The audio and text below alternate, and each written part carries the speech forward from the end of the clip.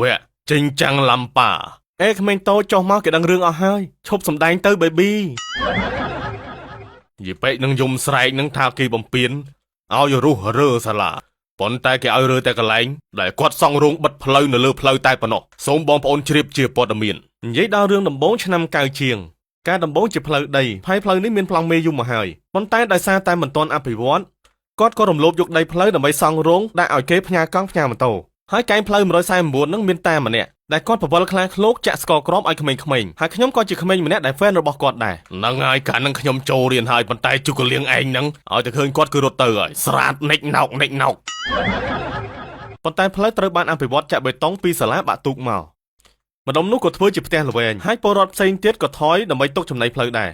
ប៉ុន្តែសាលាជ័យថាវីនេះក៏យកលេសនេះដើម្បីបិទផ្លូវតែម្ដងប្រជាពលរដ្ឋជិះកាត់ក៏មិនឲ្យជិះដែរឲ្យបកក្រោយវិញដើម្បីមកកន្លែងនេះជួលឲ្យគេបន្តដាក់ផ្ញើកង់ផ្ញើម៉ូតូហើយបានលឺមកថាជួលឲ្យគេប្រហែលជាមួយខែ1000ហើយចុះមួយឆ្នាំប្រហែលនេះយកផ្លូវសាធារណៈដើម្បីរកស៊ីរាប់សិបឆ្នាំហើយល្មមឆ្អែតហើយអីលោកគ្រូបើចេះស៊ីឆ្អែតគេមិនហៅថាមនុស្សទេស៊ីឆ្អែតហើយវាចេះតែជុះអាចមកវិញអស់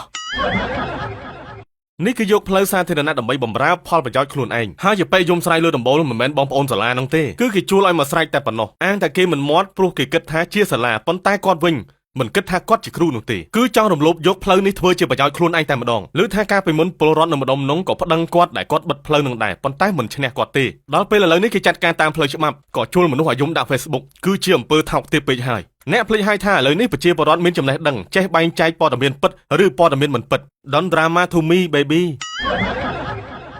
ហើយនេះប្រជាពលរដ្ឋផ្សេងទៀតកំពុងតែរុះរើដោយពួកគាត់ដឹងថានេះគឺជាផ្លូវសាធារណៈដែលបម្រើដល់ប្រជាពលរដ្ឋទាំងអស់ដឹងថាដីរបស់រដ្ឋហើយក៏ប៉ុន្តែអត់ទាន់ឃើញចេញផ្លូវគឺខ្ញុំដាក់ប្រក់ធ្វើរោសិនទៅបដោះអសន្នទេបើកណារដ្ឋត្រូវការថ្ងៃណាគឺខ្ញុំជូនរដ្ឋពើនឹងឥឡូវអញ្ចឹងថារដ្ឋថាសូមឲ្យរុះខ្ញុំរុះទៅរុះមុនគេអញ្ចឹងទៅព្រោះអីគួងតែរុះទៅដែរយើងរុះឲ្យហើយទៅណាក្មួយយើងគិតមើលវាថាតើអត់ផ្លូវយើងដូចអត់ដង្ហើមដែរនោះស្ដាប់លោកយាយគាត់និយាយគឺដឹងហើយប៉ុន្តែសាលាជ័យថាវីនោះជាគ្រូជាសាលាបង្រៀនដល់ក្មេងៗចំនួនក្រោយហើយបើមានគំនិតថោកទាបបែបនេះតើឲ្យក្មេងៗចំនួនក្រោយទៅពឹងអ្នកណា